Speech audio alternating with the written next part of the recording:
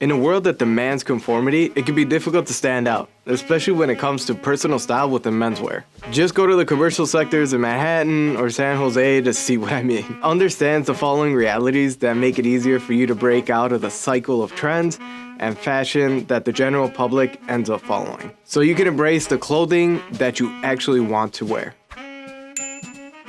Conformity is based on fear. There's a vestigial herd mentality that on some level makes us all naturally want to avoid standing out. This can especially be true within working environments or school, where most people will end spending the majority of their time. There's an underlying fear built into us that deviating too severely from the sartorial norm could cost someone both social and career opportunities for being an outcast. But oftentimes, defying fashion trends and leaving that comfort zone of conformity is a critical step in developing your own personal style, especially if you find yourself drawn to classic style.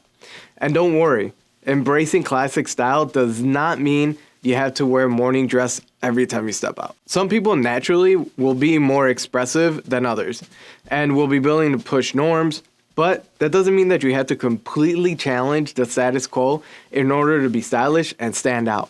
By understanding occasion, dress codes, and climate, it's perfectly possible to dress in the way that you want to without drawing excessive attention. It just takes an intentional goal and enough of an understanding of the situation to navigate it gracefully. Raphael shares with you lots of practical tips on this topic in our video on how to dress up when others don't. Differences provoke defensiveness. When you dress differently from someone else, they will often assume that you think they are wrong for their own choices in clothing. Basically, since your style is much different from theirs, they take it as a rejection of their style, not simply a choice you're both making. And while it's kind of funny to see classic menswear as a type of counterculture nowadays, it in some ways can be. This problem could be further aggravated if the person thinks you're being standoffish or elitist, since they might assume that you dress well because you think you're better than other people, including them. Luckily, some of this can be negated by proving them wrong and being especially kind and inviting when interacting with others. Now that's being a good ambassador for classic style. Unfortunately, it can be difficult to convince others that we're not all snobs. The fact of the matter is, the belief that those who dress well look down on others is one of the most common classic menswear myths, as Preston discusses in this video. But with time, we can debunk that myth by behaving like courteous and well-dressed gentlemen, when needing to be right makes others wrong. I get this all the time. The ubiquity of questions like, where's the funeral? Or what, are you getting married today? When you're dressed up more formally than the norm is a good example of a nuance of our previous point. Maybe someone has no problem with dressing up, but only in circumstances that make sense to them. It assumes that there's a right time to be dressed up, and that someone has to be coming from a particular event or occasion in order to be dressed in a certain way. This is especially common with garments like sport coats and suits, since the majority of the population no longer wears them simply because they don't like to, and they are instead considered an obligatory uniform for events like funerals or weddings. With the irony being that many of these items were once considered casual only a few decades ago and were seen as perfectly normal to wear on a daily basis. In these situations, it's best to respond politely, never sarcastically, but perhaps with a little bit of humor. You could say something as simple as, "Oh no, I don't need a special occasion to dress up.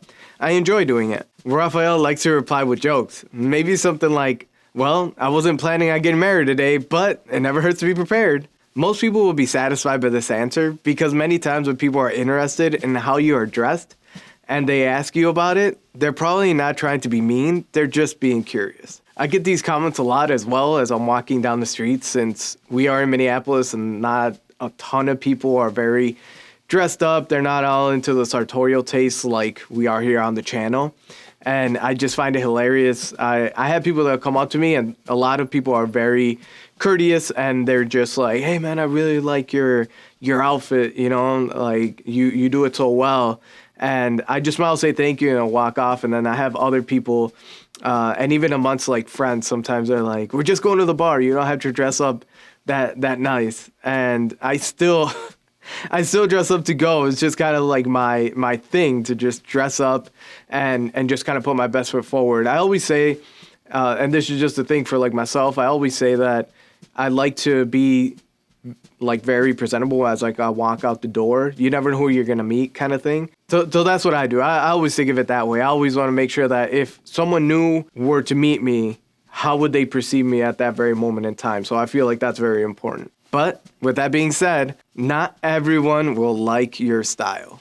No matter how respectful and accepting you are of others, it is sadly true that not everyone will enjoy your style. And some may even react negatively to it, no matter what. You can't please everyone, and unfortunately, even something as non-offensive as classic menswear will still have groups who are adamantly against it. This attitude could be jarring and unpleasant when first encountered, but it will get easier to handle with time. You will discover that the passing negative comments of others, many of which you won't have any sort of connection with anyways, really aren't that important in the grand scheme of things. As you become conditioned to those commitments and become more confident in yourself, you'll soon recognize that they bother you less and less every time, if at all. You should also know that every negative comment that you might get, you'll often just get as many compliments from others who like and respect your decision. So endure any mockery or negativity you do encounter with grace, as their insults will only reflect poorly on the person dishing them out, not on you. I've become more comfortable when people give me their 2 cents about my style. I understand that my style isn't everybody's style, and especially in the classic menswear realm,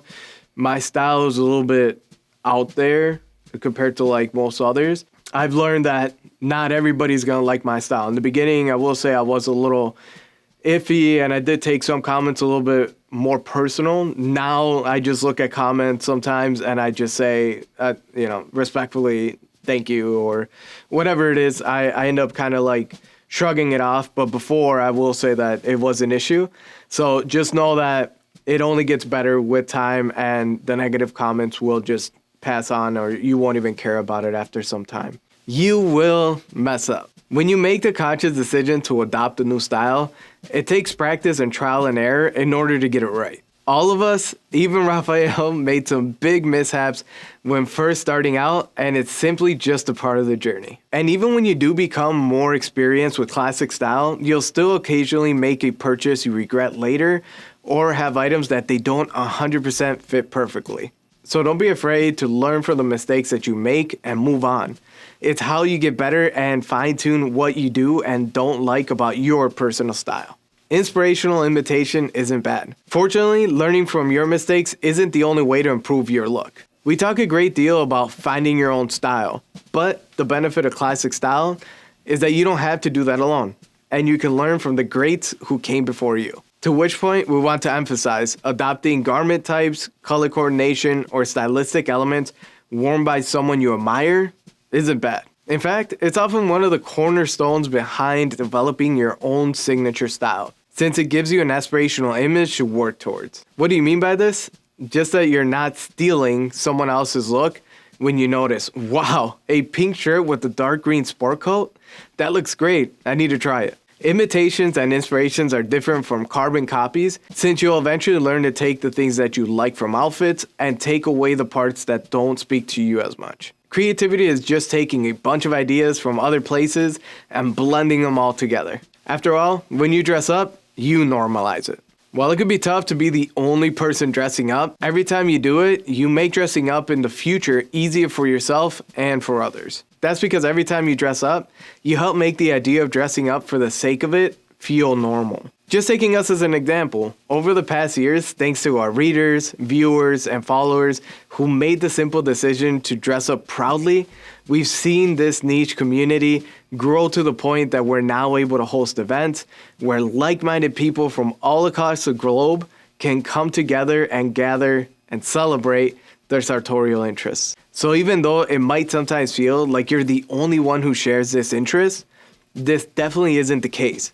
And you can rely on communities like ours to also support your interest in classic style. You may even inspire other people to try it out for themselves by being a positive role model for your community. You want to dress differently for a reason. If you feel the desire to dress differently from others, embrace it. This is a genuine feeling that will benefit you to heed, and you shouldn't ignore it just because others don't have that calling. Some people don't value self-expression as highly as others, but chances are, if you're watching this video, you do. So don't let fear or other people dictate how you choose to express yourself, because you can't unlock your genuine style potential until you stop dressing like everyone else. Even if it makes you uncomfortable, pursuing the style that you genuinely want is worth it. It'll allow you to finally feel comfortable in your own skin and give you the confidence to live the life that you want to live. And while you might feel some initial pushback, the long-term benefits of starting your classic menswear journey will ultimately lead to living a much more fulfilled life. But this step in self-discovery